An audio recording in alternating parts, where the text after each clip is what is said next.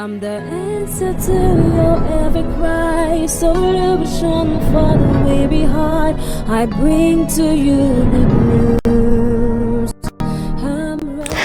Angikubingelele egameni likaJesu kuphi nakuphi lapho ukhona khona. Upheleke nalithuba lelihle lekulalela iRhapsody yemaqiniso lebhalwe ngumfundisi Chris Akilomedia CDD lamtateli 18 ngolesithwafu eminyakeni wa 2026. Umfundisi Chris namuhla usifundisa ngesihloko lesithi livi kuwe. Amen. Jakobe 1:21 uthi nemukele ngekutiphoba livi lehlanyelwe kini ngoba linemandla ekusindisa imiphefumulo yenu. Amen. Umfundisi uthi livi laNkulunkulu ligqotshiwe liphethe lamandla langekhathi lagicita kuwe lokho lelikhuluma ngakho. Sibonelo, uma uzindla ngelivi ngekuvikelwa futhi ubambe lomlayeto wekulomvolodwa kwa ngetulu awudingi ukuthandazela kuvikeleka. Livi liba ngumvikeli wakho. LiBhayibheli lithi uyawusibekela ngetimpilo takhe. Uyawusibekela ngetimpiko takhe uphephele ngaphasi kwemaphiko akhe nekwethembeka kwakhe kulihawu lekukuvikela. Dihlabelelo 91:4. Amen. Nguloko lokwentiwa livi liba nguloko lelikhuluma ngako kuwe. Ngesikhathi uva futhi ulemukela livi ngemphefumulo litawubonakalisa imphefumulo empilweni yakho. Kanjalo nelivi maqondzana nekuphila likhicita kuphila kwangetulu. Taga 4:20 kuya 22 uthi mvotsana yami bambisisa emavi ami ubeke indlebe yakho emavini ami. Ungawavumeli ukuthi alahleke emehlweni akho walomvolode enhlitweni. Lamavi akuphila kulowo lowapholayo aphilise wonke umtimba wakhe. Amen.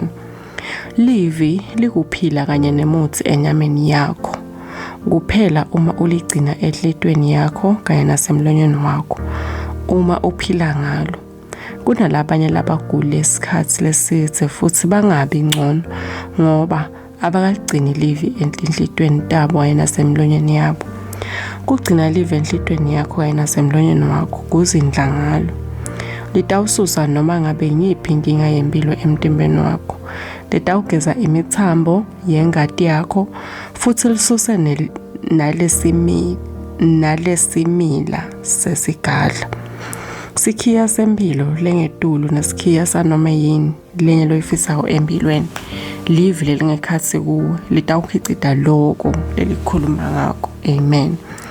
Kuchubeka nesifumvo ungafunza Leviticus 4:20 ya 22 na 1 Thessalonians 2:13 na Jakobe 1:21.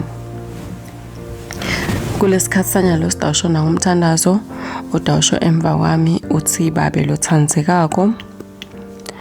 Ngiyawabonga emandla elivi lakho lelisemsebentini kimi. Livi lakho likhicita kuphila, emandla, enhlakanipho, kuvikeleka kanye nempumelelo kimi. Ngiphila eqinisweni lako konke lokushiwo livi lakho ngami. Ngiyabonga sibusiso sekwati livi lakho kanye nekuphila ngendlela lefanele. Egameni likaJesu Kristu. Amen.